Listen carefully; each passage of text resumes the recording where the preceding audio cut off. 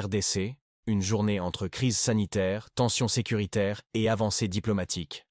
Kinshasa, 10 septembre 2025. La République démocratique du Congo traverse une journée marquée par des événements contrastés qui reflètent les défis multiples du pays. Entre la menace sanitaire DN Ebola, les violences persistantes dans l'Est et de nouvelles ouvertures diplomatiques. Une épidémie d'Ebola qui inquiète l'attention nationale et internationale reste braquée sur le Kasaï, où la 16e épidémie d'Ebola a déjà causé 15 décès sur 28 cas suspects. Plusieurs villes sont désormais placées sous confinement. L'OMS et Médecins sans frontières épaulent les autorités congolaises avec du matériel médical et des campagnes de vaccination. Les autorités redoutent une propagation vers d'autres provinces. Violences persistantes dans l'Est. Malgré la signature d'un accord de paix historique avec le Rwanda en juin dernier, l'Est de la RDC demeure meurtri. À Nyoto et Beni, dans le nord Kivu, 2 attaques attribuées aux rebelles de l'ADF ont fait 89 morts. L'armée congolaise, appuyée par des forces ougandaises, poursuit ses opérations, mais la fragmentation des groupes armés complique le retour à la stabilité. À Uvira, dans le sud Kivu, des manifestations contre le commandement militaire local ont dégénéré. L'armée a ouvert le feu, causant la mort de 3 manifestants et accentuant le climat de méfiance entre population et autorités. Un pays aux richesses immenses mais fragiles. Avec ses 109 millions d'habitants et ses ressources colossales, notamment en cobalt, près de 70% de la production mondiale, la RDC occupe une place stratégique. Pourtant, près de 73% de la population vit encore sous le seuil de pauvreté, freinant le développement du pays. Une diplomatie active.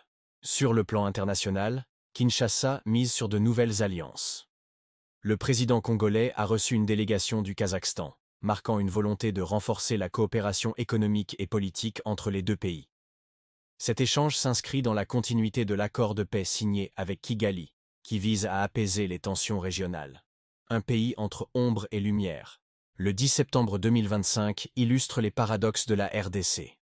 Un pays riche mais fragile, meurtri par les conflits et les crises sanitaires, mais qui cherche à s'ouvrir sur le monde et à renforcer sa position stratégique. Entre les cris de détresse de l'Est, les efforts de santé publique et les négociations diplomatiques, le Congo continue de se débattre entre ombre et lumière. En résumé, la situation actuelle en RDC montre une réalité double.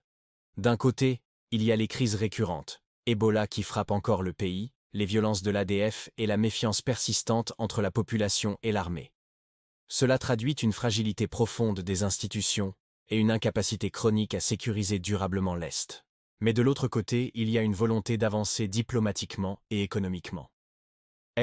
Accord de paix signé avec le Rwanda, et ouverture vers de nouveaux partenaires comme le Kazakhstan, montre que Kinshasa cherche à redorer son image et à peser davantage sur la scène régionale et internationale. Le paradoxe est là. Un pays immensément riche, premier producteur mondial de cobalt, doté de ressources minières et humaines immenses, mais qui reste enfermé dans ses propres contradictions. Pauvreté massive, instabilité politique et crise humanitaire. En somme, la RDC du 10 septembre 2025 ressemble à une terre d'opportunités, mais qui ne pourra réellement avancer que si la paix et la gouvernance prennent enfin le dessus sur les crises.